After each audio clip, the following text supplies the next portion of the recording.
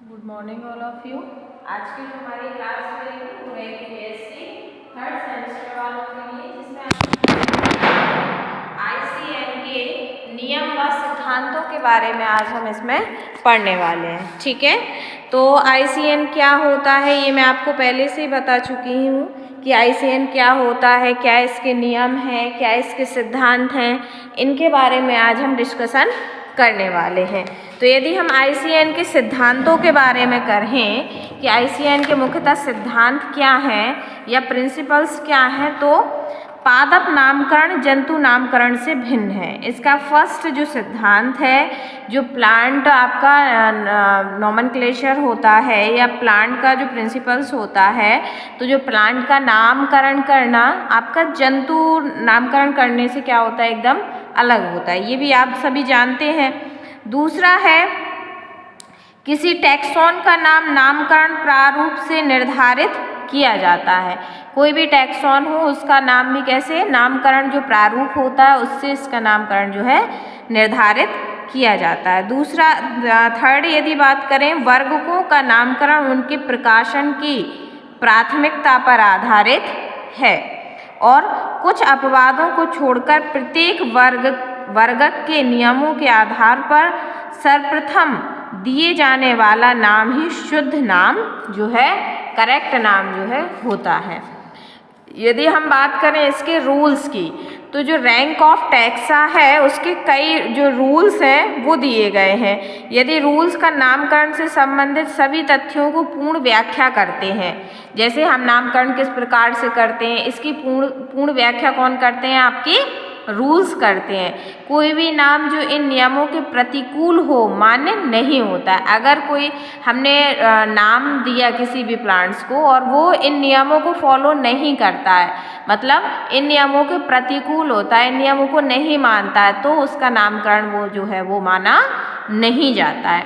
यदि हम बात करें रैंक ऑफ टैक्सा की, तो संहिता के आधार पर किसी भी कोटि का वर्गीकरण समूह वर्गक टैक्सॉन कहलाता है। ठीक है, किसी भी कोटि का वर्गीकरण यदि हम कर रहे हैं तो उसको हम क्या बोलते हैं, टैक्सॉन कहते हैं। जाति की कोटि आधारभूत बेसिक है तथा वंश, जेनरा, कुल, फैमिली, ऑर्डर, क्लास, डिवीजन तथा वनस्पति जगत वर्गकों की अपेक्षाकृत उच्च कोटियाँ हैं।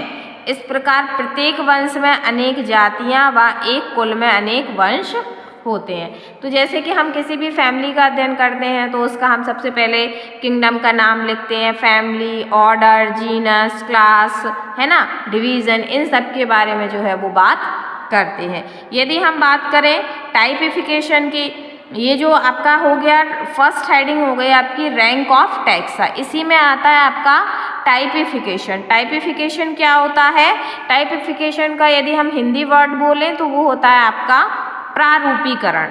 ठीक है, किसी कोटि के वर्गकों के कुल वंश अथवा जाति का नामकरण प्रारूप के आधार पर किया जाता है।